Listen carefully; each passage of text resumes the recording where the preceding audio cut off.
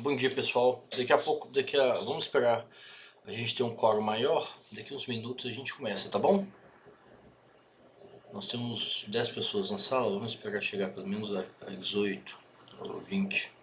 Mais uns 4 minutinhos, tá bom?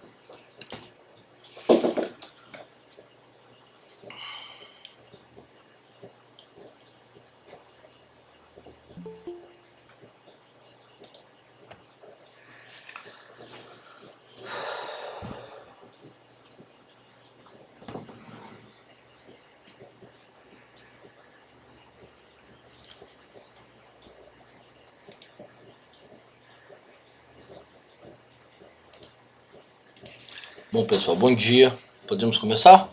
A gente já tem um quórum aí de 18 alunos, aí o restante vai chegando, tudo bem? Tudo bem. Tá todo mundo me ouvindo? Eu estou. Todo mundo já acordou?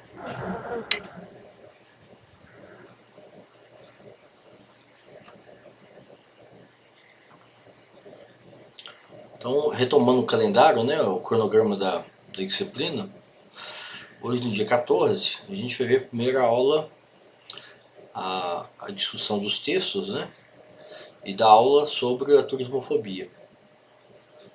E aí a gente tem um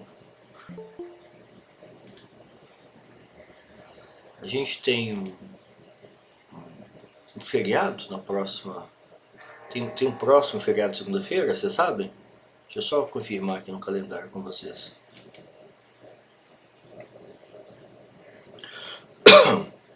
Hein, gente, tô perguntando para vocês. Vocês sabem se dia 12 de outubro é feriado? 12 de outubro é feriado. É feriado nacional. Oi, Cláudia, eu não te ouvi. Tá marcado no calendário. Em Clodoaldo, tu é feriado, é isso? É feriado nacional, é dia da padroeira do Brasil. Ah, é verdade.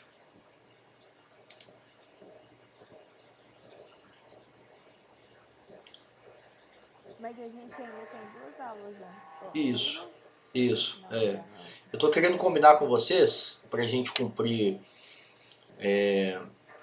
o cronograma de discussão do conteúdo e de entrega da síntese e ao mesmo tempo de produção do trabalho final, né? Eu recebi a questão 1 e a questão 2, eu não lembro quem mandou. Então, já tem um aluno que já começou a escrever a questão 1 e a questão 2 do trabalho final. Então, eu estou querendo combinar com vocês, eu queria que vocês me dessem um retorno agora.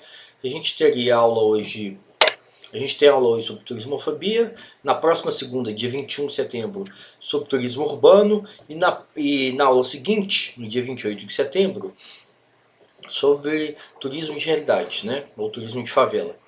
E aí a gente concentra as dúvidas e discussões específicas, né? Na aula do dia 5 de outubro.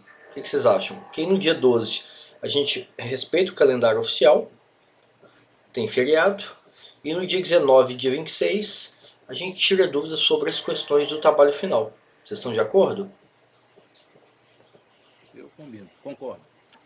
Hein, gente? Eu queria ouvir todo mundo.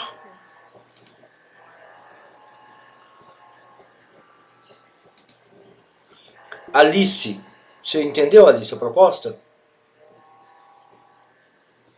Entendi. Eu acho que vai ser tranquilo até. Justamente porque a gente vai ter essas 2 últimas aulas em outubro. E aí dá para fazer, tipo, perguntas sobre todos os temas de todas as aulas. Então, acho que fica tranquilo. Aí é isso mesmo. A gente concentra as dúvidas e questões sobre esses 3 últimos temas, né? Turismofobia, turismo urbano e turismo de realidade.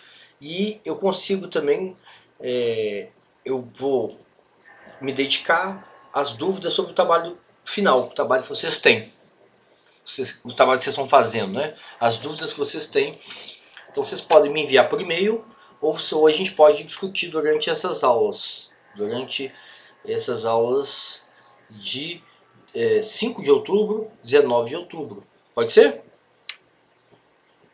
Então tá bom. Então vamos começar então.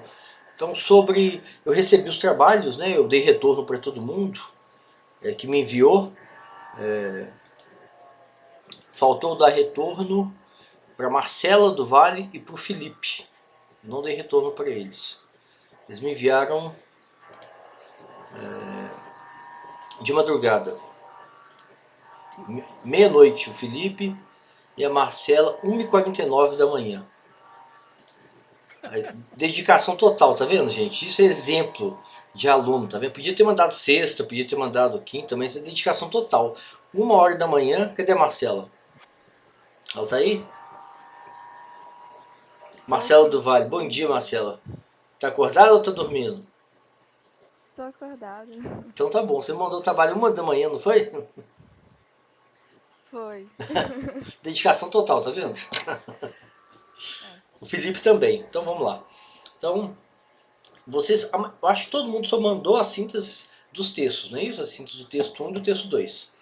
A síntese da aula, vocês vão fazer a partir de hoje. Hoje à tarde vocês já podem fazer e me enviar, tá bom? Então, a primeira coisa que eu queria ouvir de vocês, bom, primeiro, se está todo mundo bem, né? Porque Belo Horizonte está flexibilizando e cada vez mais, né? Daqui a pouco a gente vai ter até aula presencial nas escolas privadas, né? Nesse ritmo que tá, eu queria saber se está todo mundo bem, né? Porque já tem um tempo que a gente se falou e né, com a família de vocês, porque é possível ter um pico agora de pessoas doentes, né?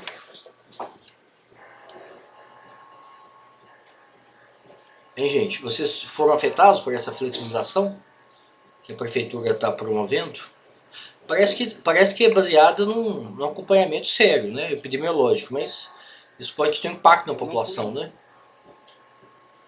Eu sou grupo de risco, mas não fui, não. Não foi o que, Clodoaldo? Não fui afetado. Ah, sim, que bom, que ótimo. Tá bom. Mas eu tô na ponta da esquerda. Porque se eu vacilar, eu danço. A gente tem que ficar esperto, todo mundo, né? Tem que tomar muito cuidado, né? Eu só saio eventualmente mesmo, só quando é necessário, né? Mas a gente tem que tomar cuidado. Mas então, Vamos voltar aqui pro conteúdo. Já que tá todo mundo bem, né? Eu quero dar parabéns também aos atleticanos também, né? Que assumiram ontem a vice-liderança, tá bom? O Cruzeiro também vai melhorar, viu, gente? Até o ano que vem ele sai da Série B e vai pra Série C. Pode ficar tranquilo, tá?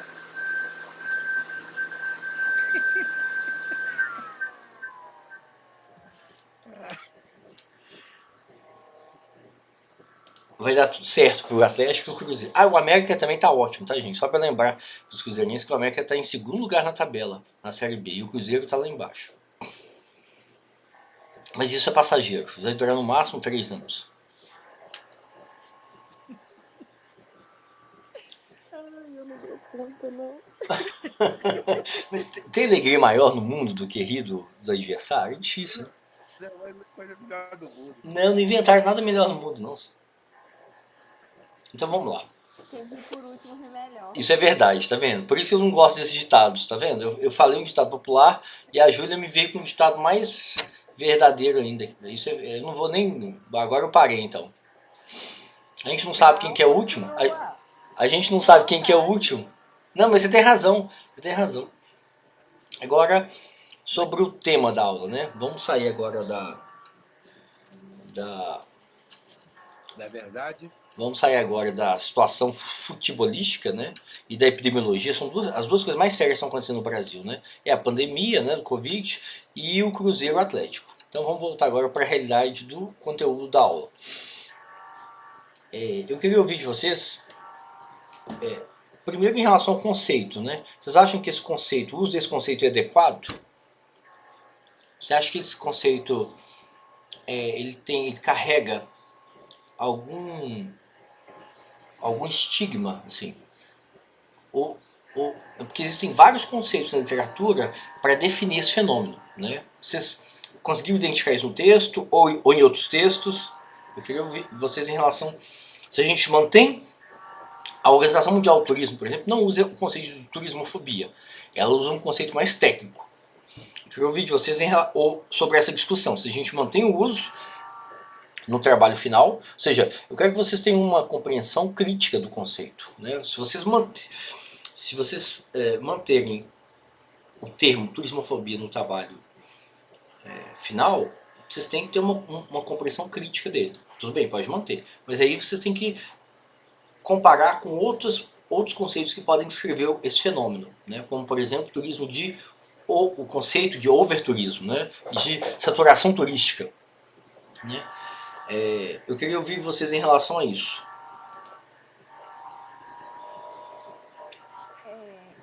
Tá bom comigo, Oi, Júlia, pode falar. Eu acho que realmente ele, de certa forma, foi um conceito que hoje em dia se usa muito, mas não se entende muito bem o significado por trás. Eu acho que é um termo que ficou extremamente popularizado, Sim. mas que não se entende necessariamente o contexto da sua formação desse termo. Eu acho que a partir da leitura dos textos e tudo mais, eu compreendi muito mais o conceito de turismofobia quando associado com o conceito de overturismo. Porque hoje turismofobia as pessoas entendem numa conotação geral e numa conotação só ruim em relação a ela, mas mostra no texto, eu consigo perceber que muitas vezes quem é contra, de certa forma, que exerce o que a gente fala de turismofobia, ele não é necessariamente contra o turista, e sim como a rede que o acompanha. Então eu acho que isso é uma coisa que ficou muito mais clara para mim que antes eu conhecia como turismofobia. Sim, Júlia, você tem razão.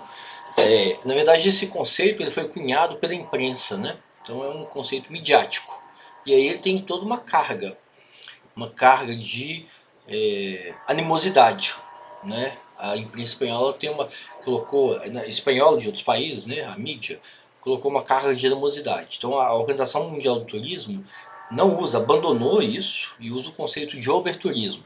E aí qual que é a forma de traduzir melhor isso, hein, gente?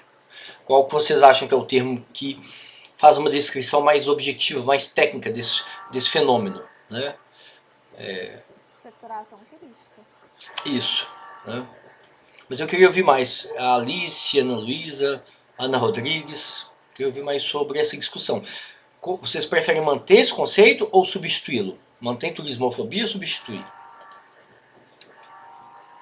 Substituir, porque até nos textos mesmo, eles falam que, assim, a crítica deles não é, igual a gente falou, não é contra o turista. O problema não é haver turismo, não é haver turistas, mas haver apenas turistas. Então, as pessoas acabam usando turismofobia, assim, certo? De uma forma precipitada, assim, né? O que acaba deslegitimizando a crítica deles, né? Apesar de dar um pouco mais de visibilidade, porque, né, é um termo, tipo assim, uau, que as pessoas ficam mais chocadas, assim, de certa forma, então dá mais uma certa visibilidade a essas manifestações, né, contra a saturação turística, só que é usado de forma precipitada. Ok. Em um dos textos, Pode falar, Andresa. Bom dia. em um dos textos eles falam, os autores falam até em, eu não sei o termo certo, mas o problema não é a turismofobia em si, o problema às vezes é a residentofobia, eu não sei o quê. Ele fala dos moradores, né? Eu vou achar aqui o termo certo. Então, é igual a Júlia falou, o problema em si nem sempre são os turistas, mas todas as transformações, tanto geoespaciais quanto na economia, sociais, que o turismo tem levado para aqueles lugares, né? Que é o movimento de êxodo dos residentes para a transformação daquele lugar em um espaço só para atender turista.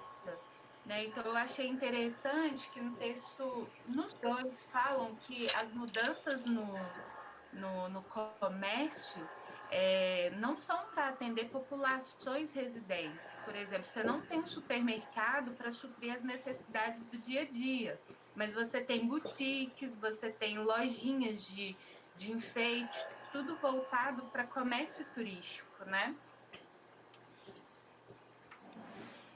E tem até Exatamente. também um dos textos ele traz o processo, né, de construção da turismofobia, entre aspas, né?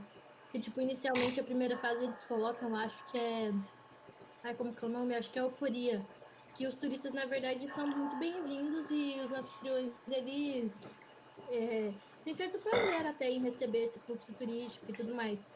E aí, com a falta de planejamento, né, turístico e tal, vai desenvolvendo a questão da apatia, da irritação, até chegar numa última fase que se caracterizaria como a saturação turística, né, que seria o antagonismo total, que aí traz todos os problemas que os textos descrevem, né, da habitação, da especulação imobiliária, de tudo isso. Professor, agora, está me ouvindo? Pode falar, Clodoaldo. Tô ouvindo. Então, como que vai ficar? Porque tem algumas cidades que a única receita dela, quer dizer, a única receita dela, não, a boa parte da receita dela é turismo. E, evidentemente, se tira um pouco do local, o pessoal local fica, o habitante da cidade fica quase que um serviçal bem explicado. Ele presta serviço para esse visitante. E aí, se a gente entrar nesse viés aí que o pessoal está ocupando o espaço todo, teria que acabar com o turismo. Ou estou falando besteira? Não. A discussão ela é necessária, né? A discussão daqueles territórios que sofrem todos os impactos desse turismo desordenado, vamos chamar assim. Qual que é a causa do overturismo? Qual que é a causa da saturação turística, né? Ou da turismofobia? A turismofobia, como a Ana Luísa disse, é um termo midiático, um termo que causa impacto, né? Então, tem fotos, né? Os textos trazem imagens das cidades, dos bairros de Barcelona, dos bairros de outras cidades, Veneza e etc. As pessoas colocam frases de impacto, né, de efeito. Fora turista, vocês são predadores, na minha cidade não está à venda. Então, isso é interessante, como que a população usa de forma midiática e de forma panfletária esse termo. Então, o termo vai continuar sendo usado pelos atores, né, pelos moradores daqueles bairros muito afetados pela saturação turística, né? Mas ao mesmo tempo o que os movimentos querem é uma regulação, né? Então a causa da turismofobia, a causa da saturação turística é essa desregulação. Então a gente pode colocar assim, nos dois polos, né, dois extremos. Então um extremo é o caos que essas áreas vivem, né, causados por essa saturação turística. No outro extremo a gente tem uma regulação. Então para a gente entender, então primeiro fica claro o uso do conceito. Então o melhor conceito é saturação turística, é um conceito mais técnico. É um conceito usado, a OMT usa overturismo, né? Ou seja, eu entendo que a gente possa traduzir assim, como saturação. Hoje a gente pode usar também o termo conceitos, pressões, né, turísticas. Então, aqui no Brasil, por exemplo, a gente não tem na imprensa ou nos movimentos sociais, isso é uma coisa bem interessante, né, que é um movimento legítimo, movimento local, né, um movimento social e político, né? A gente não tem esse movimento social e político no Brasil, como tem nessas cidades que o texto levanta dados, né? Levanta dados de Barcelona, de Veneza, de Berlim, etc.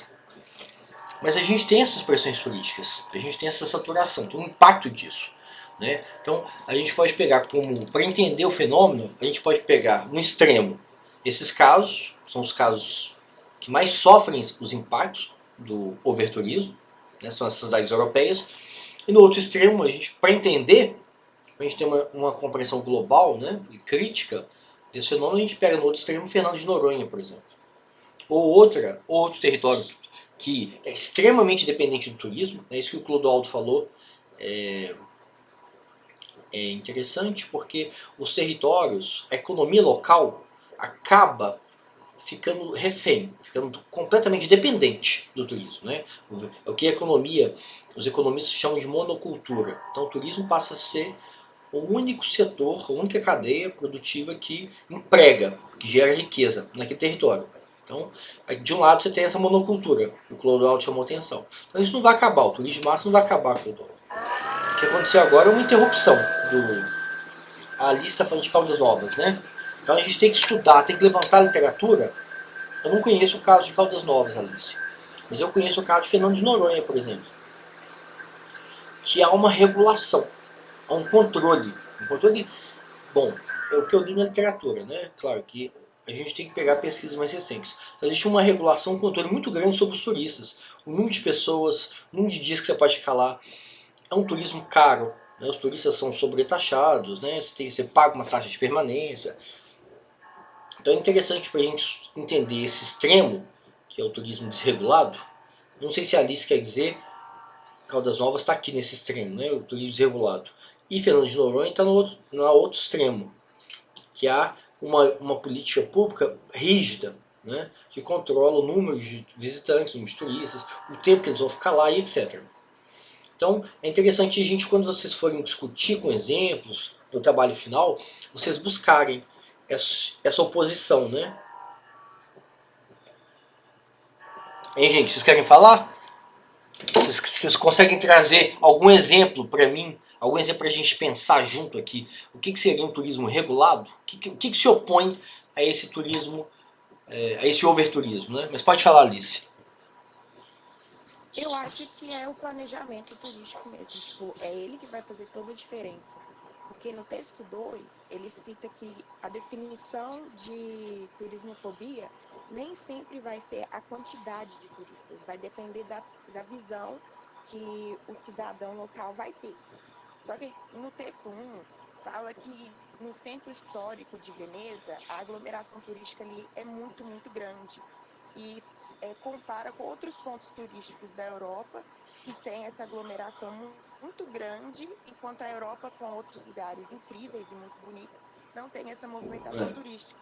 Então, eu acho que o que movimenta mesmo é o planejamento, é essa oferta de outros lugares para fazer com que essa movimentação do turista ocorra em outros lugares e não fique, tipo, uma aglomeração muito grande em um só local. Eu acho que isso é uma das causas até de turismofobia, da pessoa pensar, tipo, poxa, tem tantos lugares legais, só vem pra cá, só vem pra cá. Tanto que o texto não cita que, acho que foi de 2001 a 2015 ou 2010, esse centro histórico de Veneza perdeu entre 10 mil habitantes. Então, assim, é um impacto muito grande para a sociedade local. E é um movimento muito recente também, se a gente for prestar atenção. É isso mesmo, Alice. É um movimento extremamente recente e o impacto é gigantesco, né? Como que a gente poderia definir aqui, né? Aqui, ó, se a gente fosse colocar... Deixa eu só abrir uma tabela aqui para vocês verem, tá bom? Mas aí eu quero ouvir mais vocês, hein, gente? Quero ouvir Ana Rodrigues, quem não falou ainda, né? Cláudia Rocha, o Gabriel, a Gabriela Assis, a Gabriela Cardoso, o Juan, a Júnia, a Catarina, a Luana, a Keila, né? O Luiz. Professor, Pode falar, Nayara. tem um texto que aponta sobre essa questão da turismofobia, assim, que ela não é em si recente, mas que a discussão do planejamento do turismo em relação a essa saturação, ela já vem acontecendo desde, por exemplo, quando foi aquele pico da democratização do turismo em massa. Essa relação entre a turismofobia e do turismo de massa também é bem citada nos dois textos.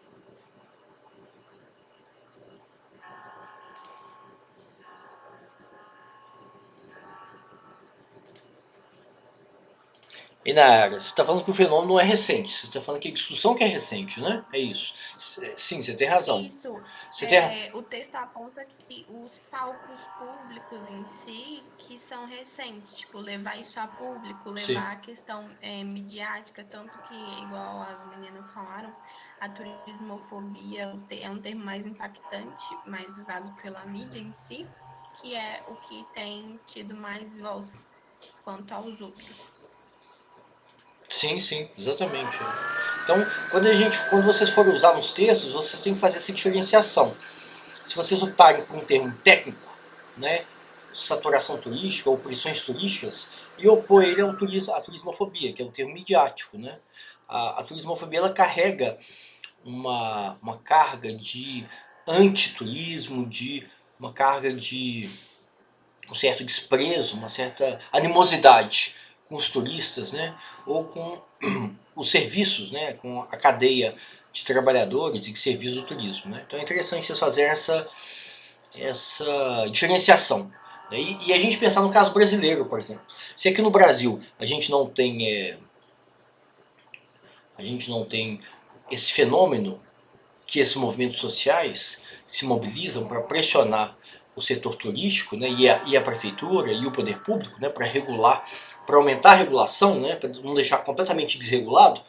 Se aqui no Brasil a gente não tem esse movimento social, que é um movimento político, social legítimo, né, a gente tem as pressões turísticas. Existe o fenômeno, né, existem as pressões, existe essa saturação.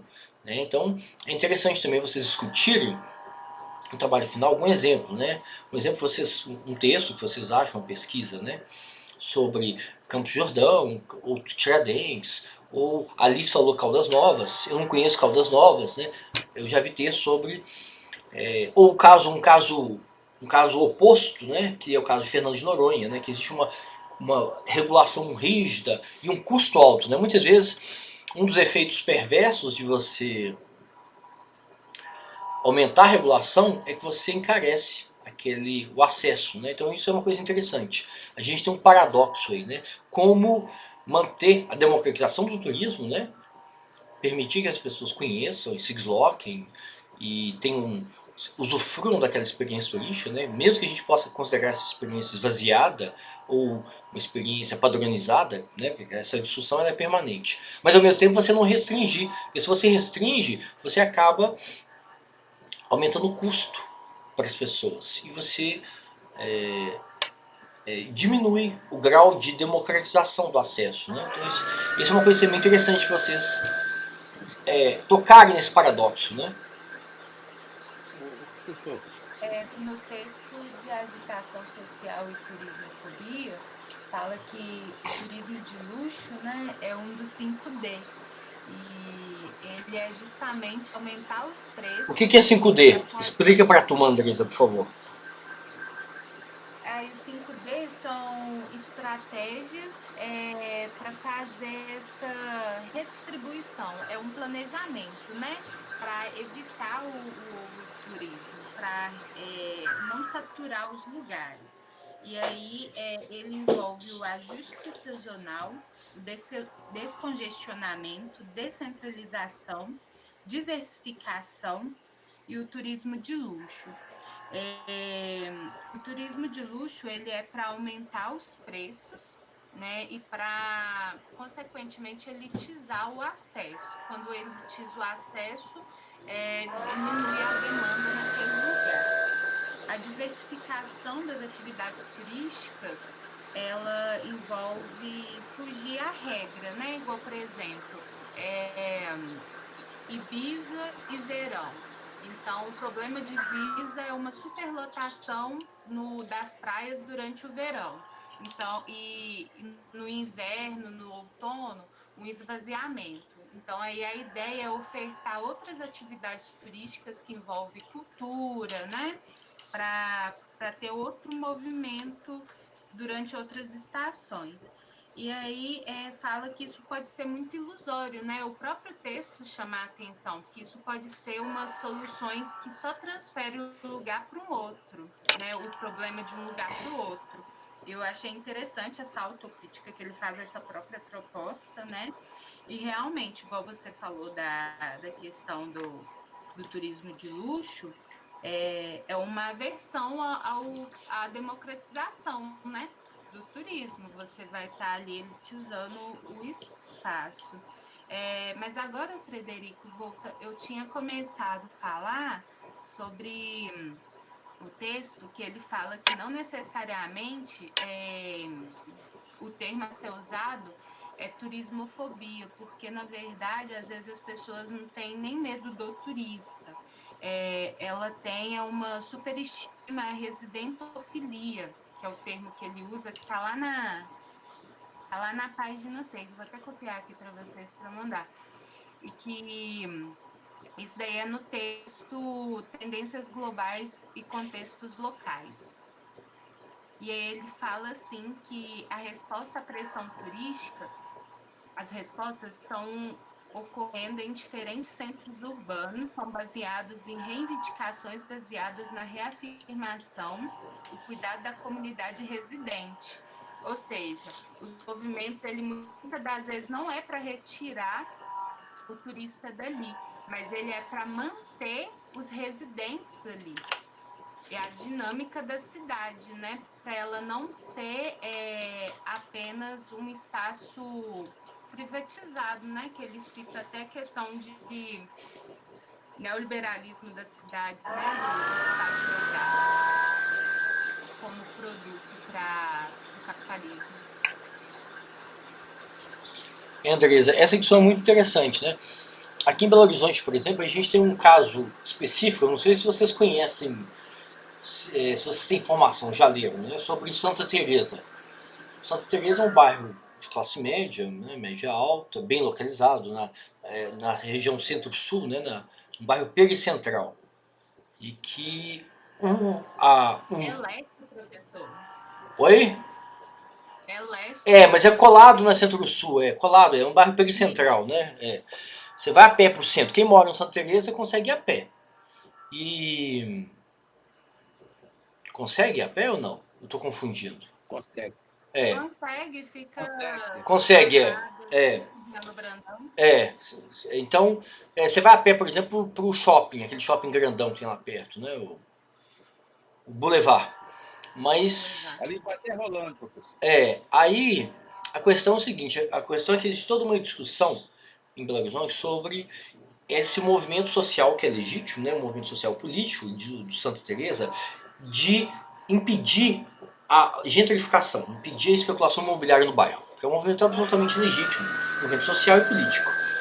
E só que isso acaba ao mesmo tempo impedindo que o desenvolvimento de determinados setores da economia ou até do turismo no bairro, né? Então, vamos dizer assim, essa identidade muito forte do bairro acaba gerando uma resistência e uma expulsão, né? Então, eu acompanhei uma discussão da prefeitura de tentar reativar, por exemplo, o mercado. Vocês conhecem o mercado Santa Teresa?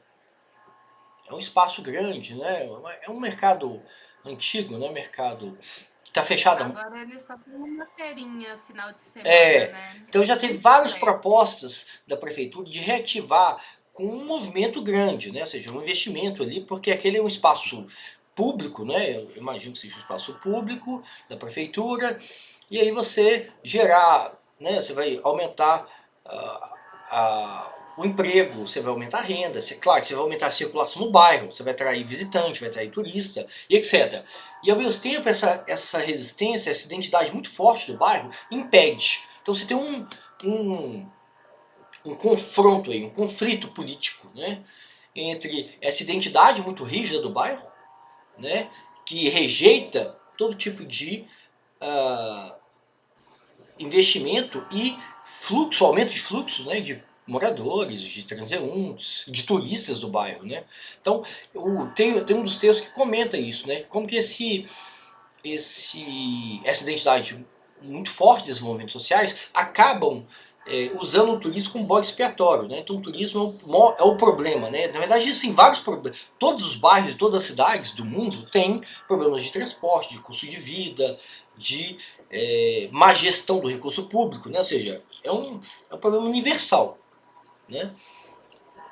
E esses problemas precisam ser corrigidos, só que demora tempo, tem que ter pressão, tem que ter, né, pressão política, etc. E acaba que, muitas vezes, esses movimentos, eles tomam o turismo como um bode expiatório, como uma forma de você mobilizar de forma mais rápida e de forma mais midiática a sociedade. Então,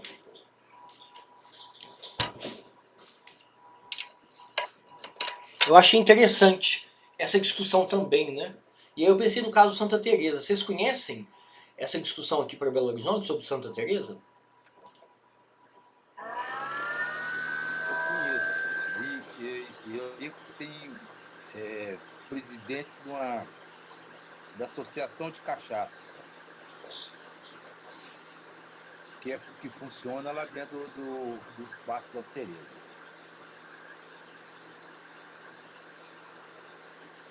Hein, gente?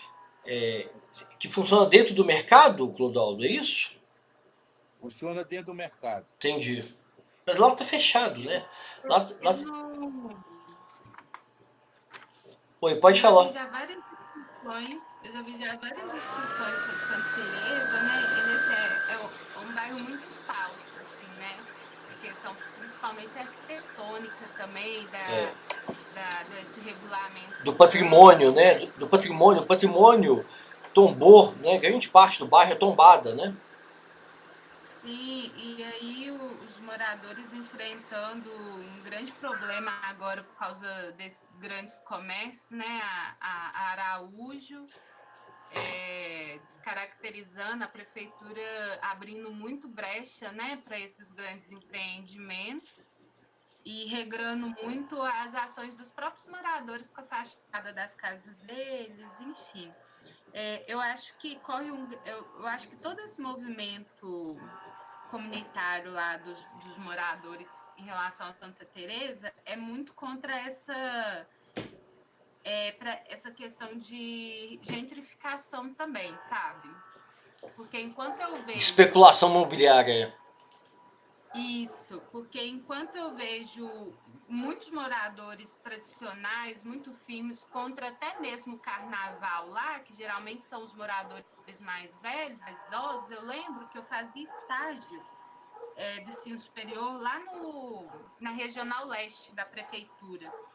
E aí tava uma discussão, isso foi em 2015. Nossa, foi chegando assim perto do carnaval, mas começou aquele monte de morador idoso, representante comunitário de Santa Teresa na porta da prefeitura e todo dia fazendo vigília lá, o pessoal pedindo para tirar o carnaval de lá. Só que na época o carnaval era uma coisa muito Pequena, menor, era pequena. né? Isso, muito pequeno e não virou o que é hoje, que eu acho que eles não têm nem mais essa capacidade de negociação Não. mais.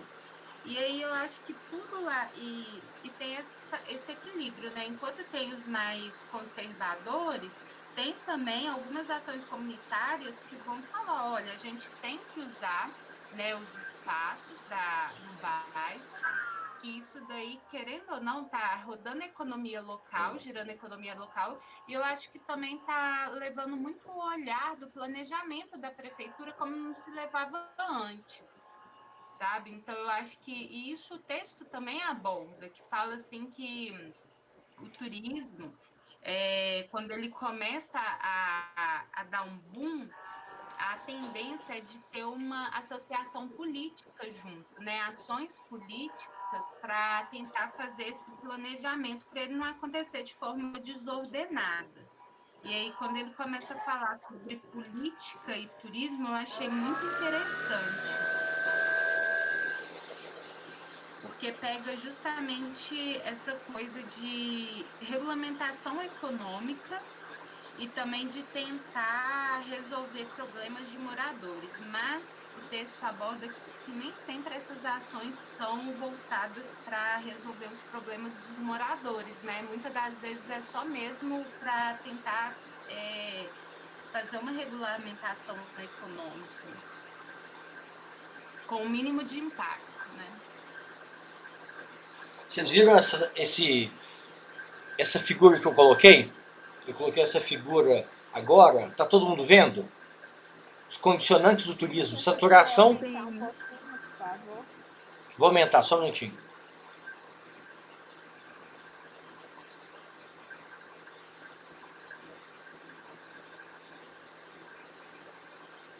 Eu aumentei, tá todo mundo vendo? Então a gente tem que. É interessante pensar. O Santa Teresa, o exemplo que eu dei de Santa Teresa, que a Andresa reforçou, Clodoaldo também reforçou, né? É só para ilustrar que existe. É só para situar concretamente o caso das pressões turísticas ou aqui em Belo Horizonte. Então a gente pode pensar de forma concreta, né? A gente sempre tem que buscar pesquisa, sempre tem que buscar estudos turísticos, né? Que coletam dados, que é entrevista os moradores, entrevista os gestores públicos, entrevista os turistas, entrevista todo mundo os comerciantes, né? Ou seja, existe um campo minado, né? Vocês podem discutir isso no trabalho também. É muito interessante, é um campo minado. Por quê? Porque existe uma rede de atores sociais e políticos, né? E econômicos, e eles estão em embate. Existe um conflito, esse conflito é permanente. Né, como a Andresa citou o caso dos moradores, né, um grupo da população, que é um movimento social legítimo, né, pressionando o poder público municipal para tirar o carnaval do bairro. Mas ao mesmo tempo o bairro não é um condomínio fechado. Né, então a gente tem, eu coloquei aqui nessa figura, né, essa saturação turística, né, que é o turismo completamente desregulado, e do outro lado o turismo sustentável, o turismo regulado. Então o bairro não é um condomínio fechado. Eu não posso proibir as pessoas de curtirem o espaço público, que é um espaço bonito, um espaço bem conservado, que a prefeitura investe, né, recurso público, ou seja, aquele espaço é público. Então os moradores não podem querer fechar a praça, querer fechar as ruas de Santa Teresa para eles. Isso seria um crime, isso. E ao mesmo tempo você não pode também cair num turismo completamente desregulado, que você não leva em conta as demandas dos moradores. Então esse embate, esse conflito, ele é permanente. E por isso que é um campo minado. E por isso que é interessante. Exige uma mediação, uma acomodação desses conflitos. Não significa que o conflito vai ser extinguido, que a gente vai acabar com o conflito. Não. Sempre vai ter alguém que vai se sentir prejudicado. Os comerciantes vão se sentir prejudicados, né? Então, se você for olhar o setor econômico do bairro Santa Teresa, ele se sente muito prejudicado por essa resistência dos moradores em reabrir o mercado. Eles se sentem muito prejudicados por... Fred, Pode falar, Nayara. como você disse, tem essa questão econômica que pesa muito quanto a alguns setores privados e alguns mercados, né? Mas também tem a questão do investimento político. E tem um texto que a gente fez um curso da Secult que fala que é mais ou menos como se o equilíbrio entre esse turismo sustentável, turismo regulado e tudo isso que acontece na saturação turística seria o turismo responsável, né? Que tenta abarcar a questão populacional, a questão das empresas e também não abandonar o turismo em si, que acaba, como você tinha dito antes, sendo às vezes uma forma de monocultura. Não é o caso abordado no Santa Teresa. Mas é como se esse turismo responsável trouxesse um equilíbrio de forma que beneficiasse um pouco a cada um e respeitando todos os limites. E isso, Nayara, não é uma coisa trivial. Isso você não tem uma varinha de condão que você resolve isso de forma rápida e mágica, não. Isso é uma negociação constante, né? Então, os moradores agora estão na gestão. Vamos comparar a gestão dos espaços públicos, né? A gestão municipal anterior, da prefeitura do Márcio Lacerda, e a gestão do Calil. Eu lembro da eleição, da campanha do Calil, ele falava assim, não sei se vocês recordam, né? É uma cidade onde nada pode, uma cidade proibida, né? Então a gente tem um bom exemplo disso é o movimento social, político da Praia da Estação. Então o que é o movimento Praia da Estação? Vocês conseguem localizar? Por que ele surgiu? Por que ele nasceu, a Praia da Estação? Alguém aqui já foi tomar banho de mar na Praia da Estação? Alguém aqui já foi nesse movimento? Vocês conhecem? Eu já fui, recomendo para você. E a Praia da Estação, ela é um movimento muito legal porque tem um grupo de estudos atrás disso também, né? Não é uma coisa que surgiu assim por espontaneidade.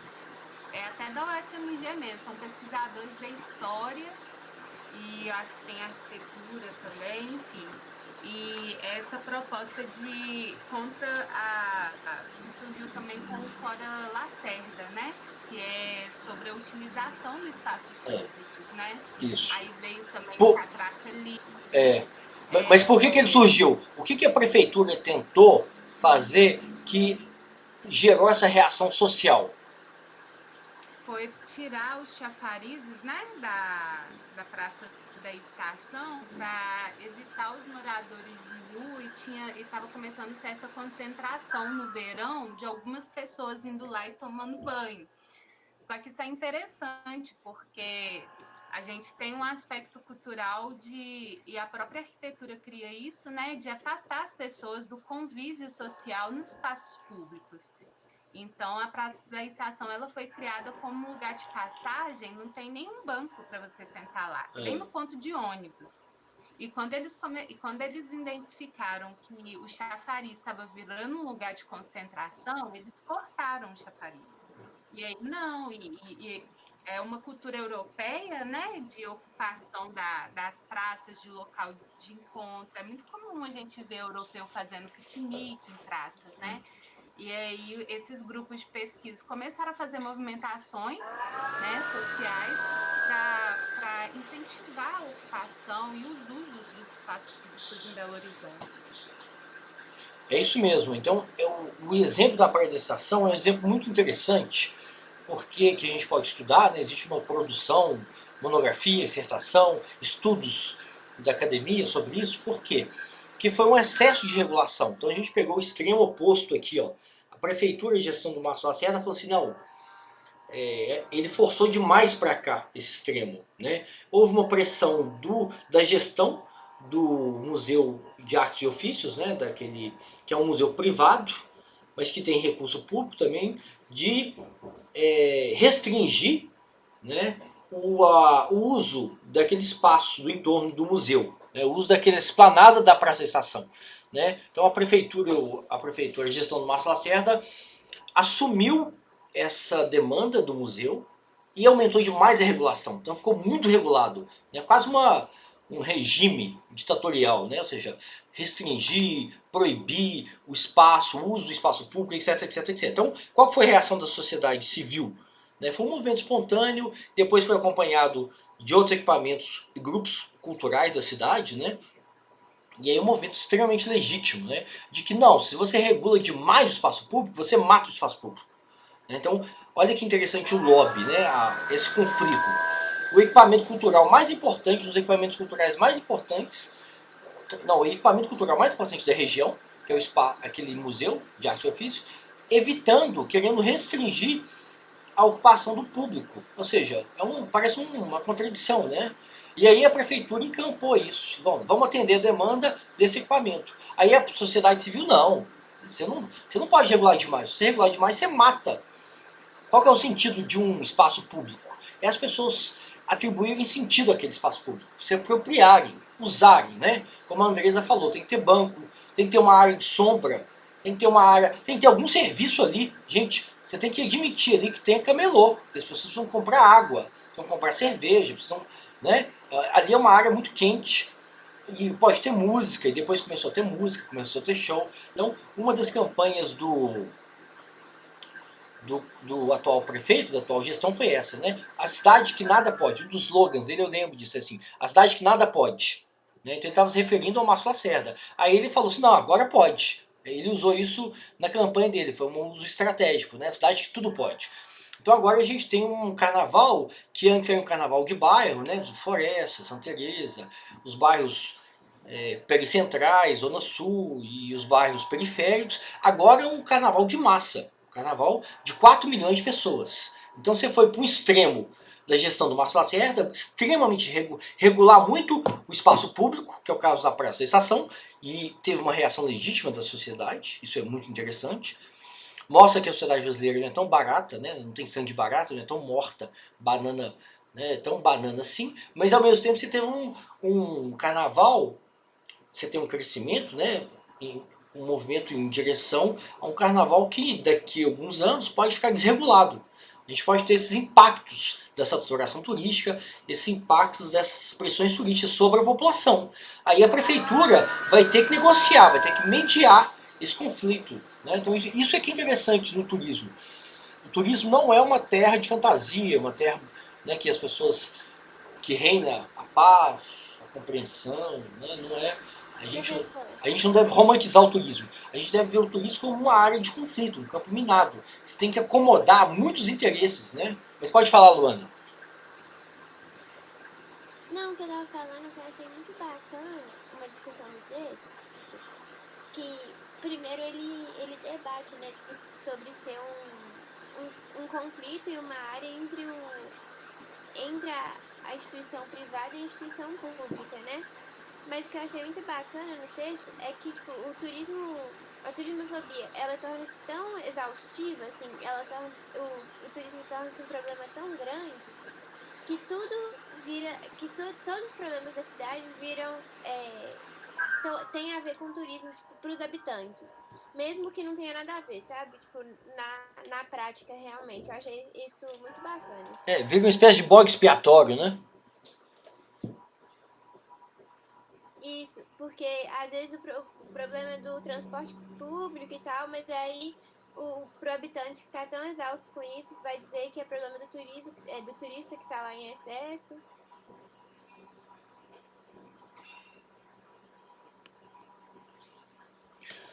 O Clodoaldo colocou aqui no chat, ele falou assim, ó, é o mesmo caso de Fernando de Noronha. Desenvolve, Clodoaldo. O que você quer dizer com isso? Desenvolve para a gente pensar junto aqui, discutir junto, por favor. Regulou tanto Fernando Noronha e encareceu tanto que ficou impossível de ir lá. Então, o que vai acontecer? Você vai regulando a cidade, aí é preferível não ir. Só ponto de equilíbrio, é evidente. Mas se vai regulando e cada grupo social quer um tipo.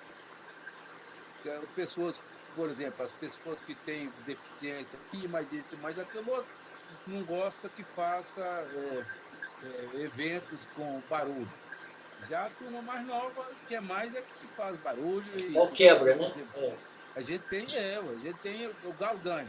O Galo tá ganhando todo dia agora. Então, tá na cidade. Então, com isso.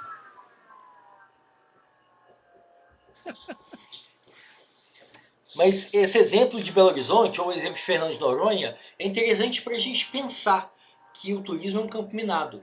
Né? Ou seja, o turismo desregulado, a saturação turística causa impactos ambientais, né? Produção de lixo, depredação do patrimônio, conflito com os moradores. Né? Então alguém falou assim, o comércio do bairro some, não é isso? Então aquele comércio que atende a população do bairro desaparece. Tudo vira cafezinho chique para turista, souvenir para turista, ou seja, você mata o comércio local. Então, e tudo muito caro. Quando você mata o comércio local e coloca tudo no padrão para turista, fica tudo muito caro. Você tem especulação imobiliária, que gera gentrificação, que gera expulsão dos moradores daquela área. Então, os efeitos, a gente não pode também achar que a turismofobia é uma frescura, né? Que é uma espécie de fantasia coletiva. Né? Não é isso. As pessoas sofrem nessas cidades que o texto retrata, né, cidades europeias, elas sofrem os impactos muito severos desse turismo desregulado. Então não é uma perseguição ao turismo, não é uma fantasia, não é um problema eles não estão criando problema. Né? Na verdade, as pessoas sofrem muito. Né? As pessoas têm que se mudar, o custo do transporte, os espaços públicos. Né? Se alguém aqui já teve algum monumento, né? Eles ficam absolutamente abarrotados. Né? Os moradores não conseguem usar nada do espaço público no entorno do seu bairro, né? Porque fica completamente entulhado de turistas. Então essas pressões turísticas, né, essa saturação gera efeitos reais na população, impactos reais. E tem um custo alto, né, custo de aluguel. Então, por exemplo, um dos maiores problemas é a baixa oferta de moradia. Né, o Airbnb, todo mundo que tem apartamento começou a disponibilizar para aluguel de temporada. Isso mata a população local, porque as pessoas não conseguem nem morar. O custo do aluguel, a oferta de imóveis para alugar e para vender cai. Então o preço dispara. Então as pessoas não conseguem morar em Barcelona, porque está tudo sendo ofertado nas plataformas. Né? Mas pode falar. Eu acho que é realmente essa questão, você está falando do aumento do preço do aluguel e tudo mais que impede as pessoas. Eu acho que isso foi uma coisa que essas cidades, querendo ou não, conseguiram perceber durante a pandemia. Porque antes a cidade era movida pelo turismo e ela era destinada somente ao turismo. Então, eles pegavam os imóveis e colocavam, por exemplo, naqueles Airbnbs esperando os turistas e tudo mais, porque é um fluxo de dinheiro muito maior. Você ganha muito mais. Com o aluguel, valor muito grande. E eu acho que quando aconteceu essa pandemia e os turistas pararam de viajar e o fluxo de turismo diminuiu, eu acho que eles perceberam, nossa, o aluguel que eu não estou ganhando agora, às vezes eu poderia estar ganhando se tivesse um morador fixo morando no meu apartamento e tudo mais. Então eu acho que deu, de certa forma, essa valorização, porque os comércios, por exemplo, que antes eram destinados só aos turistas, eles praticamente eles tiveram um impacto muito grande com essa diminuição do fluxo e houve, de certa forma, uma sanção nos comércios e nas coisas nada aos moradores. Então eu acho que isso foi uma coisa que conseguiu se perceber muito nessa pandemia. Sim, você tem razão. Né? O impacto é enorme. Né? Aqui a Vitória escreveu no chat. Né? Eu fiquei muito pensativa quando li o texto 2. As pessoas precisam se mudar na alta temporada porque o preço do aluguel é inviável, fica caríssimo. Né? A Gabriele Cardoso escreveu: no Rio, na praia de Mangaratiba, o turismo é regulado para entrar. Né? Lá tem limites de pessoas para entrar. Então, isso é uma coisa interessante, né, de a gente pensar. a gente pensar num turismo desregulado, ou seja, a gente conhecer os impactos desse turismo desregulado e pensar num turismo regulado. O que é um turismo sustentável? O que é um turismo regulado? Até onde que o poder público, né, a prefeitura, o Ministério Público, né, aí entram muitos interesses. Interesse, por exemplo, que o Clodoaldo falou de Fernando de Noronha. Quem que regula o turismo em Fernando de Noronha? Quem que impede que você amplie a oferta de turistas, né, o fluxo de turistas em Fernando de Noronha? Quem que é? Companhia de Turismo, não, a Secretaria de Turismo de Pernambuco. Não, é o meio ambiente. São várias agências reguladoras, né? Marinha, a flora, a fauna marinha. Então tem várias agências ambientais muito fortes, né? Agências governamentais e agências não governamentais, ou seja, você tem uma pressão da sociedade civil, uma pressão do governo no nível municipal, estadual e federal, para impedir, para restringir o fluxo. Então a briga ali, em Fernando de Noronha, é uma briga de cachorro grande. Ou seja, quem que impede o fluxo, porque o governo do estado, se dependesse da Secretaria de Turismo, ia aumentar, ia liberar o fluxo. Se dependesse do setor econômico, passagem aérea, hotelarias, alimentação, tudo ia aumentar, liberar o fluxo. Então ali a briga é com as agências reguladoras de meio ambiente, né, que entendem que aquele lugar tem que ser preservado. Então é melhor você restringir de uma forma e aumentar, encarecer, né? Então essa é uma discussão complexa, né?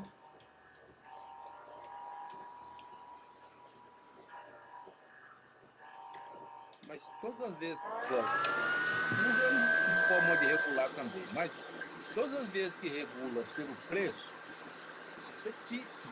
você tira o cidadão que está entrando de participar do processo. Ele vai ficar fora, ele está entrando. E ele ainda não tem renda, ele não tem condição de... Então, teoricamente, seria mais recomendável que colocasse um preço mais acessível. Então, essa discussão, ela é absolutamente legítima. E ela tem que acontecer, né? E aí você tem a gestão pública, né? As políticas públicas do turismo tem que mediar, tem que atender os turistas, tem que atender o turista de classe popular, né? Então, até agora, Clodoaldo, quem está ganhando são as agências ambientais. Quanto mais você regular o turismo, né? Lembra do Márcio Lacerda?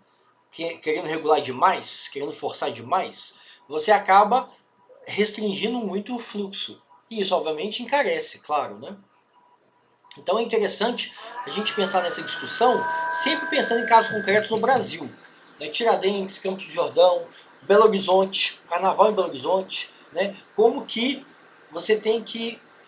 a ausência completa de regulação gera saturação turística. Isso pode acontecer em Belo Horizonte. A gente pode ter casos aqui em Belo Horizonte de bairros, né? Esses bairros pericentrais, ou os bairros da Zona Sul, da Centro-Sul, né? Que concentram esse fluxo, né? A gente tem 4 milhões de turistas no Carnaval.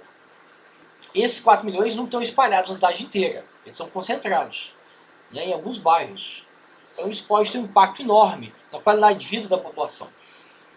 Aqui em Belo Horizonte, a sorte é que o turismo ele é extremamente sazonal, extremamente concentrado no tempo, né? Então, turismo sazonal. Se a gente tivesse aqui em Belo Horizonte um fluxo turístico parecido com as cidades europeias, um fluxo constante, obviamente que já teria reação da sociedade, né, contra os impactos, né?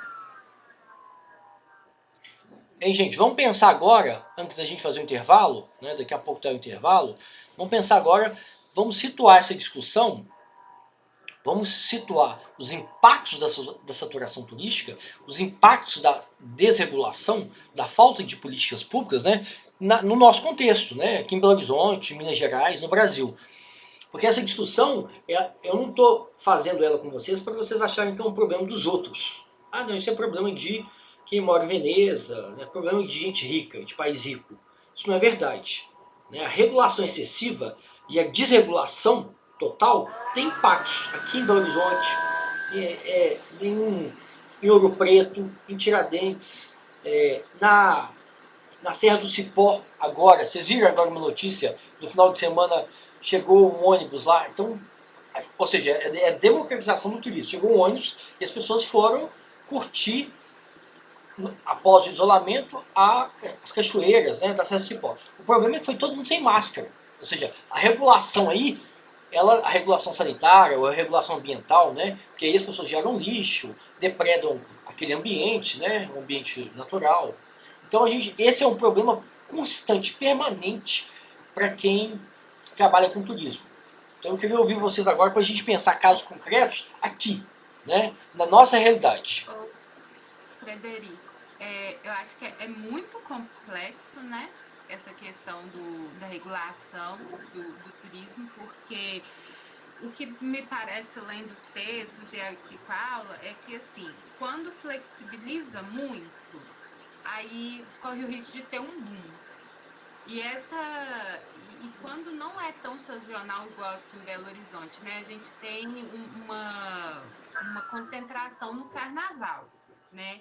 Mas tem cidades, igual o texto fala que Barcelona, que é o ano inteiro, esse boom turístico, né? Então, assim, parece que quando as pessoas voltam o olho turístico para aquele lugar, ele começa a saturar e aí você tem que frear, né? Então, assim, parece que é sempre uma questão de conseguir manter um equilíbrio, igual o Clodoaldo falou, né?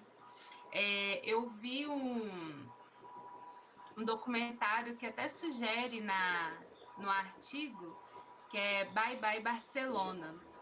Eu comecei a assistir ele está em espanhol, mas é muito bom, que ele fala da impossibilidade das pessoas morarem em Barcelona, porque a cidade fica muito cheia. E aí a gente consegue ter uma visão mesmo do quão cheio que fica. É absurdo. Mostra, e assim, difícil de andar, é uma coisa absurda. Então, eu acho que isso é muito controverso, muito complexo também. Eu já tive contato com alguns artigos acadêmicos que falam sobre, agora falando mais do geoturismo, falando sobre privatização de espaços naturais para conseguir frear o acesso. Então, por exemplo, isso a gente viu aqui perto na região da Serra do Cipó, na Lapinha da Serra. De um ano para o outro, a cidade começou, que é um vilarejo que mal tinha luz em 2011, ela começou a ver 3.000 pessoas na virada de ano. Então, assim, foi um boom, e aí as cachoeiras estavam tendo um impacto ambiental muito grande, ali na região da Serra dos Pinhaços, poluição. E aí, o que eles fizeram? Começaram a privatização de espaço. Então, tudo é regulamentado por lei, e, enfim, agora se cobra para entrar nas praias, nas cachoeiras. E aí fica aquela questão, será que cobrar o acesso garante maior sustentabilidade? Será que é só isso? Né? Porque até agora parece que foi só isso que fizeram, né? E isso parece que é muito também, se for uma ação isolada, parece que é muito uma questão só de lucrar com aquilo e não de resolver o problema ou de amenizar ele. Essa é a questão, né? Porque você tem que chegar num valor que não seja impeditivo, né?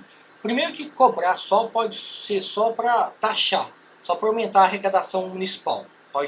Isso não pode ter impacto nenhum na educação das pessoas, em medidas preventivas, né? Em medidas de educação ambiental, né? Ou seja, esse dinheiro pode simplesmente cair no cofre da prefeitura e não ser revertido para o turismo, né? Para uma educação ambiental, para prevenção, para você colocar acesso à lixeira, né? A equipamentos públicos para diminuir o impacto ambiental. Então, esse dinheiro pode não ter nenhum impacto sobre isso. Segundo que a taxação, o valor, não pode ser impeditivo, né? Senão, como o Clodoaldo chamou a atenção, você cai, se você regula demais, você mata o uso, né, do espaço. Então você impede que a população crie uma identificação com aquele espaço, aquele bem público, né, e usufrua, né, os turistas, a população. É o caso da Praia da Estação. Então, se você regula demais, você anula aquele bem público, né, aquele espaço público. Né? Isso é péssimo, isso é horrível. Né? E se você desregula, se você vai para outro extremo, né, não tem política pública nenhuma, obviamente isso vai ter impactos enormes, impactos ambientais, impactos na população de desordem, estresse, né, conflito com a população local. Né? Então é uma, vamos dizer assim, é uma questão permanente para os gestores. Né? E pensar, outra coisa que o texto trata, que eu acho interessante, é isso. É pensar a política pública do turismo não de forma isolada. Né? Não é só a Belotur que cuida disso. Mas também é outras secretarias. Né? A Secretaria de Desenvolvimento Econômico, a Secretaria de Saúde, a Secretaria de Educação. Ou seja, o turismo ele tem impactos em várias dimensões da cidade. A Secretaria de Transporte, né, a BH Trans, a Belotur, ou seja, a política pública de turismo não pode atuar de forma isolada. Ela tem que, ao mesmo tempo, permitir o uso, né, permitir a democratização daquele espaço, né, que o fluxo turístico de visitantes tem acesso àquele bem, e ao mesmo tempo tem que regular. Então é um equilíbrio que não é fácil que não vem sem conflito. Sempre vai ter conflito, né? Hein, gente? A gente... Professor, Pode falar, Nayara. só para colocar um negócio que eu vi num dos textos, eu não lembro qual foi, que ele coloca em oposição a essa questão toda da falta de estrutura e de todos os malefícios da pressão turística causada no lugar, a perda da qualidade do turismo em si e da experiência turística, né? Porque acaba que o turista vai ter uma... É como se, por exemplo, no caso de Veneza, ele vai para lá, vai ter uma experiência péssima, mas ele vai voltar com o título de que ele foi para Veneza e tá tudo ótimo. É Sim. como se houvesse uma superficialidade da experiência. Sim, é a discussão anterior, né? A gente via sobre a autenticidade. Então, acaba que é uma experiência extremamente padronizada, né?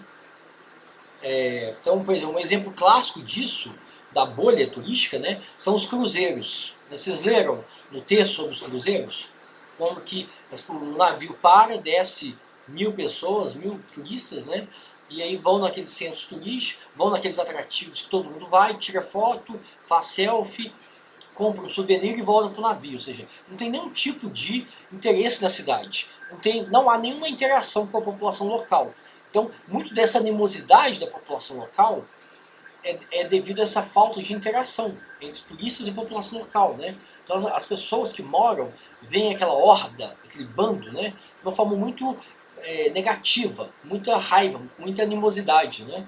E tem razão de ter essa animosidade, porque não existe contato, não existe troca, não existe interação. Né? As pessoas descem 1.000, 2.000 turistas de um navio, tira foto, compra souvenir, suja a cidade, não está interessado em conhecer a cidade, só vai na praça tirar foto, né, da Torre Eiffel, tirar foto daquele cartão postal e volta para o navio. Né? Então essa animosidade, as pessoas acabam acumulando essa raiva, né? Esse preconceito dos turistas. Né?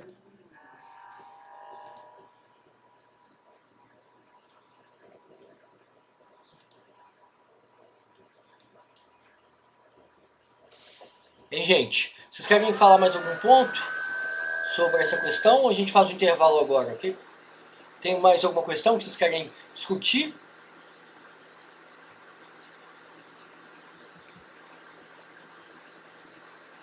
Bom, então vamos fazer um intervalo então de 15 minutos, ok? Ok. Hein, gente?